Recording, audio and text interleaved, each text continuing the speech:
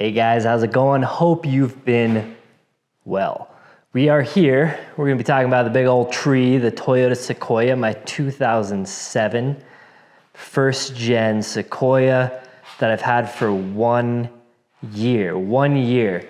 We're in a new spot here. We're in my new garage. The house, if you've been following the channel, been building the house for the last about 9 months.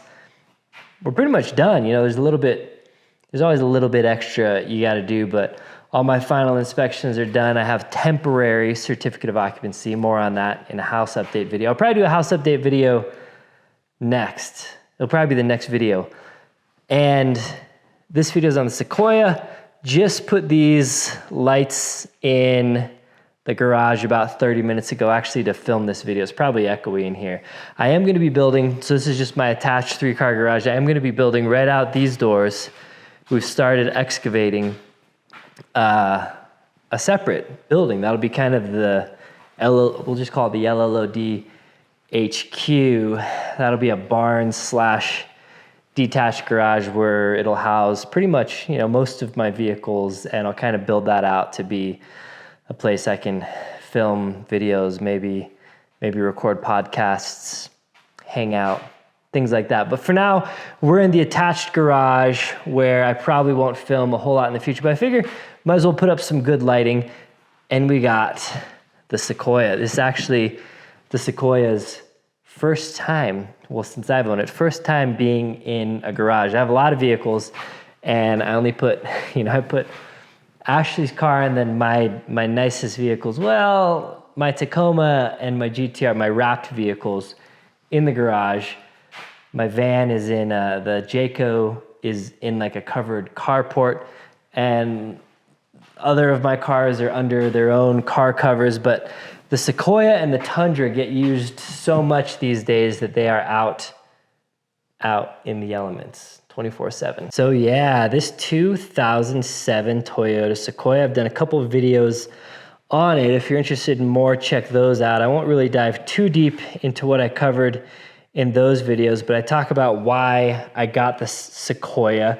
A lot of people here know me for, well, my Tacoma, Toyotas in general, I guess, but also Land Cruisers. I love Land Cruisers. I have an 80 series, I have a 97 40th anniversary Land Cruiser, and I have a 60 series, a 1984 Land Cruiser, and I did have a 200 series, well, really an LX 570 that I sold to get this. Why would you sell a 200 to get a Sequoia? That's a pretty good question, but as you can kind of see here, probably, this guy's a little, it's kind of hard, I'm in reverse. It's a little beat up. I bought it this way. I bought it with just over 200,000 miles, was not in perfect condition, and this was actually even salvage title. So I got it for relatively cheap, though it was post-COVID when used car prices hiked, but good deal on this. And I just wanted a solid, reliable, 4-wheel drive, big vehicle that I could haul people and stuff. It's got a 3rd row of seats. The 3rd row's out right now because I've been using it mostly to haul stuff, of which cavernous hauling area can fit full size. Actually, you can fit a full 4x8 sheet of plywood in here. This window also rolls down. So if I don't have my truck, but I still need to carry something long, the Sequoia is not bad for that. So it's sitting on 33s. These are Toyo Open Country AT3s. Now this is the tire that I'd recommend to most people. It's got some, mildly aggressive tread. It's an all-terrain tire, performs pretty well off-road. But where this thing does well, snowflake rated, it performs really well on-road, and that's what most of this is, except for my driveway, and I've taken it on a few trails, but it's a really well-behaved road tire. And I have these on Relations race wheels, I always get the RR7 and the RR6 mixed up. But either the RR6 or the RR7's here in bronze. These are the hybrids. You can put beadlocks on them if you want. or beauty protection rings, or just run them naked like I have right here. Really good looking wheel. They've been great. This little combo has been fantastic. I put this on a little lift that I got from First Gen Off-Road that I kind of pieced together. I designed, I mean, not really designed it, but the couple of kits that he had off the shelf weren't quite what I wanted, so I worked with that company and kind of configured it and bought this lift you see here. Since then, I guess a lot of people maybe asked for it, so now you can get, I'm not affiliated with them, I'm not getting a kickback or anything like that, but you can get the LLOD lift version, basically just what I put together for this, which gives it I think it's a roughly 2-inch lift, even front and rear. So I like a little bit of rake when it's unloaded and there's nobody in it. That way when you're towing or when you got people in it or when you got gear in it, it sits a little more level. So there's a little bit of a rake right now. And then I put the Prinsu full roof rack on it. And I have thrown tons of stuff on top of that to include rooftop tents, but just a bunch of gear. So I always like full length roof racks on SUVs because it just increases the usability of these things by a ton. So what else? I got Amazon cheapy headlights. I've had some people asking me how these have held up. And really I just got them for aesthetics. They're kind of, a little more blacked out inside, make it just looks a little bit better.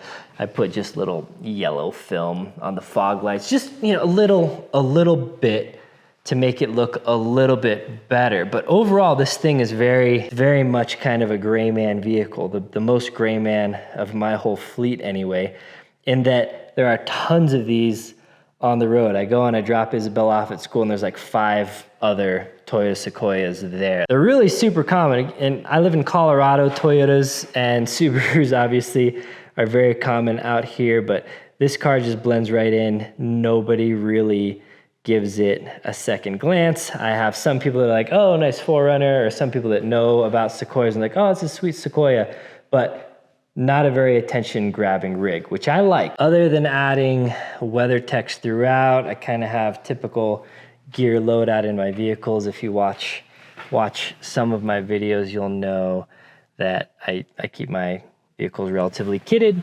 with good stuff in the center console. I've done videos on all that stuff, so I won't get into it too much in this video, but I swapped out for one of the cheapest Apple CarPlay head units you could get. This is a Boss something rather, I think is a 9-inch screen. I mounted, just DIY mounted, popped off this and just bolted these two with nuts and washes on the back to hold a 67 Designs arm and a MagSafe magnet. So if you have a MagSafe case like this one, UAG MagSafe, it'll stick right up on the MagSafe, and that is a really secure option. When you're up here in the driving position, that's blocking almost none of the view. You can see the hood right there, so it's blocking pretty much nothing, but still in my field of view. If I get a text message that comes in, then I need to check real quick. Don't text and drive, people, but sometimes having access to your phone visually right here, it's kind of like a heads-up display almost, is nice. Other than that, up here, it's old school. It's got everything you need. I love knobs and dials and buttons. I hate when vehicles switch to fully touchscreen. So we got all your HVAC, climate control, 4-wheel drive, center differential locker. We got heated seats in this one. The cup holders do fit a Nalgene. I love that because I'm a big Nalgene guy. Hashtag not sponsored or anything. I talk about Nalgenes a lot, so you would think I was sponsored, but I'm not. Ashley doesn't like that she has one of those like 40-ounce Stanleys that just fit into a regular cup holder, and that's a big, huge monster cup. I'm sure you've seen them, and that kind of doesn't fit great in here because it's not super secure. for a giant cup that goes into a tiny cup holder. But Nalgene's are excellent. It does have this, but this is kind of for lighter weight, smaller cups. But cup holders galore. It's got 2 more back here, rear controls. I don't really know what this video should be because I've already done walkarounds and stuff of the Sequoia. I just wanted to give you guys an update after a year. Still good. Still really liking this rig. No issues. I basically, when I got it, I didn't know the history of it. Again, it was salvage title, roof damage, which it's got some rattles. This is my biggest complaint is this baby's got some rattles. I am OCD when it comes to rattles. Like my Tacoma, people are like, I'll probably rattle. My Tacoma doesn't rattle. My Tundra doesn't rattle. Like I've fixed all, wedged little things, popped things back, done whatever I need to do to fix rattles. The only thing that rattles is my Jayco, which is, it's a house on wheels. So it's gonna rattle. I got like silverware and stuff in there. And this thing rattles. It kind of, there's multiple rattles around. Again, I live off of bumpy roads and dirt roads and stuff. So I'm probably hitting more bumps and stuff than the average Joe, but rattles. This is my only Sequoia. So I don't know if all Sequoias rattle, but like my LX 570, smooth sailing. It's got some rattles. That's probably my biggest annoyance. I do have the baby now, Cooper. He's doing great, and so is Ashley. It does have the little bars back here to attach the car seats only on the driver's side, interestingly enough. Mine doesn't have them on the passenger side. So we put baby seat in here. We have a Duna, and we have a Duna and a Nuna. Duna and a Nuna for those car seat aficionados. Yep, we got them both. Ashley prefers the Duna usually just because it's got a built-in stroller. Super convenient. But the Nuna's nice too. This is the Duna in here, but the car seats are great. This living in it is a very big door. So you don't have to turn the car seat or anything to get it in. You just come and then drop it in. So they're just massively huge doors. And that is also helpful if you pop this and you need to get into the 3rd row, which I don't have installed. That's pretty nice. I'm actively moving, so this car is maybe even more of a wreck than it normally is. But it's normally kind of a wreck because this is kind of my beater. This is if I'm hauling the dogs, I'm hauling Isabella and her friends, hauling the whole family, going out, getting fast food, spilling ketchup, whatever. That's why I bought this vehicle. To just not care about it too much. I haven't washed it one time, so I'm stoked when it rains heavy because it's a free wash and it really cleans up the white vehicle. I probably should give the paint some love, but I haven't yet. I think I got distracted earlier. So when I bought it, I did LBJs. So this era of Toyotas, the 1st gen Tacoma, the 4th gen 4Runner, and the 100 series Land Cruiser all had kind of not great lower ball joint design. And so if you don't keep those maintained, you could have a catastrophic failure. Your wheel basically goes bonk and you're gonna have a bad day. So I did some preventative maintenance. You can kind of tell when it's wearing out. Mine were not that bad. Actually, I probably could have gone quite a few miles longer. But this is also the vehicle that Ashley drives on occasion when she's got to haul a bunch of people. She goes on a yearly or every other year camping trip out, and it's not something that really interests me at all. So I usually hold down the fort and the dogs and stuff and let her go with some of her family and friends.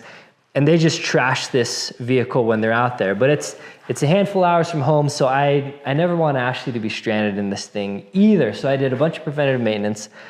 Lower ball joints, I did upper ball joints as well. And then the other thing that you need to do, this does have a timing belt. I did a few other things with the timing belt. I did that at about a little over 200,000 miles, and you do that every 100,000 miles roughly.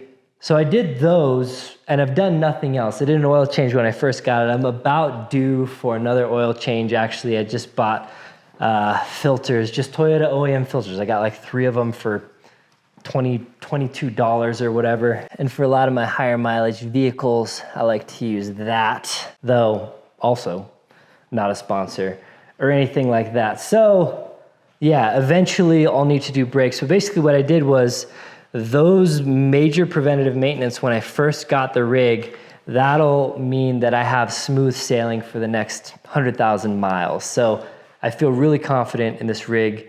It has had no issues. Well, one other little issue was rattling up in here when the fan was blowing. So I took all this apart. You can access the fan, pull the fan out, and there was just a little pebble in there, actually just rattling around. So I pulled that out, fixed that, put it back together, and then solved one of countless rattles. So yeah, it's just been a great rig. Rain, shine, drove it all winter. This is actually my preferred vehicle when it's snowing and I'm needing to drive on the road because it has a center differential locker. So when unlocked, this four-wheel drive car behaves a little more like an all-wheel drive car versus the Tundra, which is a true always center differential lock four-wheel drive vehicle. If you know much about driving in the snow, that's actually not as good driving on like road snow. It's good off-road, good in deep snow, but on road,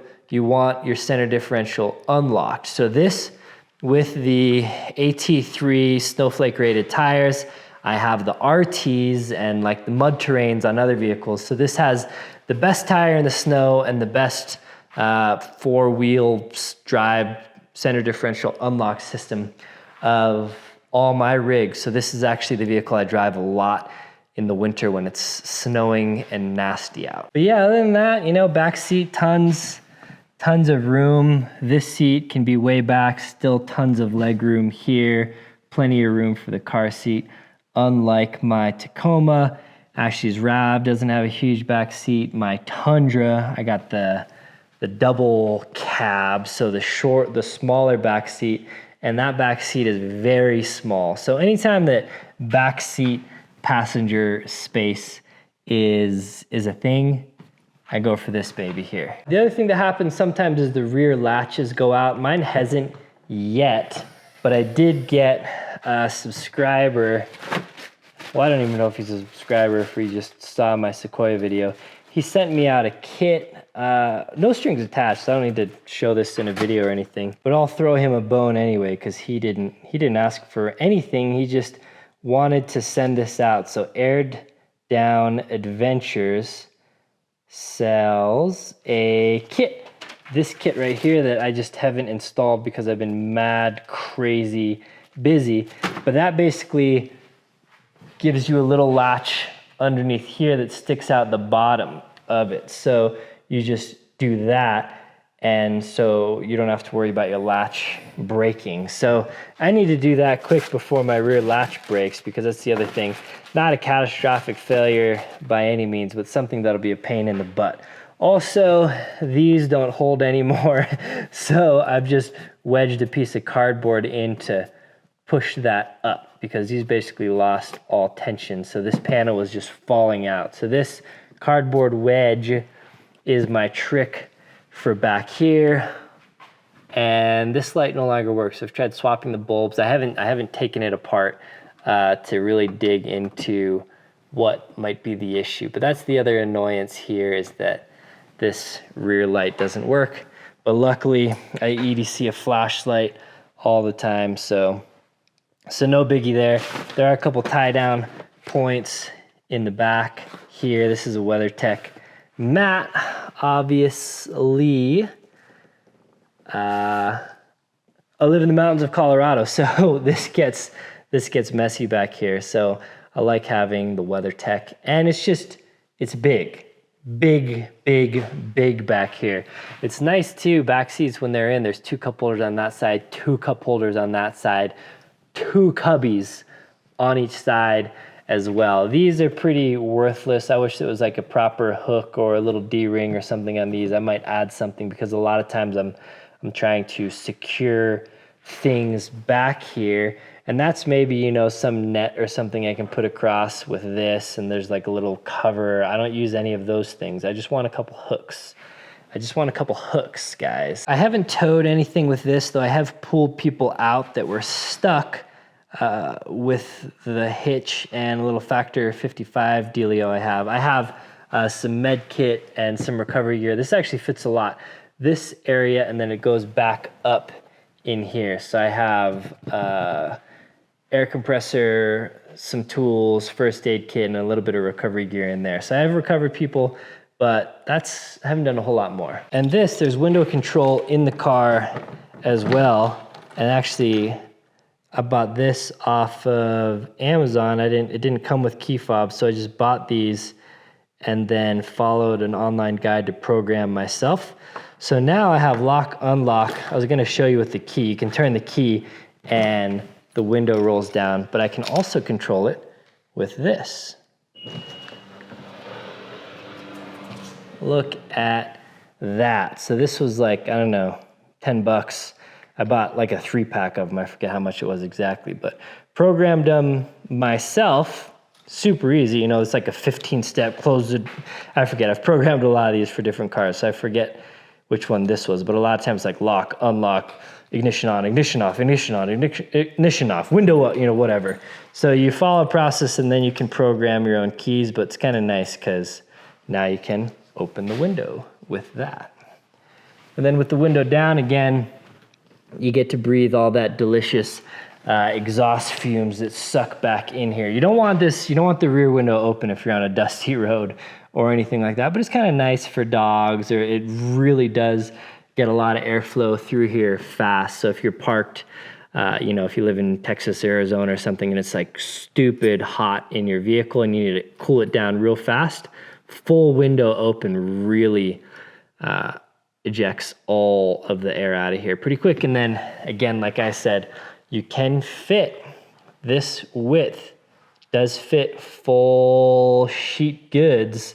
I've carried some I think it was 4x10s that I had 4 feet wide by 10 feet long. That the 10 feet doesn't fit all the way, and I've carried it out here. So pretty awesome. And then yeah, when Isabella or Cooper needs to smoke in the back seat, do love having that ashtray in both back passenger doors. But yeah, it has just been a solid, amazing rig. Not really a head turner, not something that people like, you know, when I drive my Land Cruisers around, you see other Land Cruisers, yeah, like, oh, nice Land Cruiser, yeah, and I do that as well. Love Land Cruisers. Would I prefer a 100 series over this? Yeah, probably. A 200 series, definitely, but it is bigger than both of those. And the thing, you know, like people that are diehard Sequoia owners are probably gonna get mad at, but the thing is just like, it's just, nobody really cares about it, which is, that in and of itself is kind of nice, and I don't really care about it, especially, like I said, got it for cheap, salvage title. It's not gonna go down in value much more than what I bought it for. So I can just use and abuse it, not really care too much, you know, ram a shopping cart into it, whatever. It's already got some dings and stuff. Actually, other than the hood dings and a couple things on the bumpers, it's actually not in bad shape. And then the little rip on the drivers, well, kind of a rip and a seam coming off. But all the power, lumbar support, everything works. Everything just works. Rear windshield wiper, windows, everything just works on this thing. I haven't had to fix anything. Sweet, yeah, I haven't put a ton of miles on. Again, I have a bunch of vehicles. I've put 7,000 miles on this, I think, in a year, maybe 6,000 miles in a year. It's at like 211 or 212,000 miles, but running like a top. Starts up perfectly, it's negative 10 degrees outside, boom, like a champ. Awesome. So yeah, that's my 1-year update of my 2007 first gen Toyota Sequoia. Thumbs up. Hope that helps. I know a lot of people ask me pretty often, like if I'm still liking it, do I still have it? How's it been? Would I recommend it? Yada, yada, yada. Hope this video answered a lot of those. Again, this is my kind of, this and the Tundra are my daily drivers, depending on what I'm doing that day or what the weather's like or whatever. But it's been great. I like it a lot. Yeah, sweet. All right, time to get some sleep. Take it easy.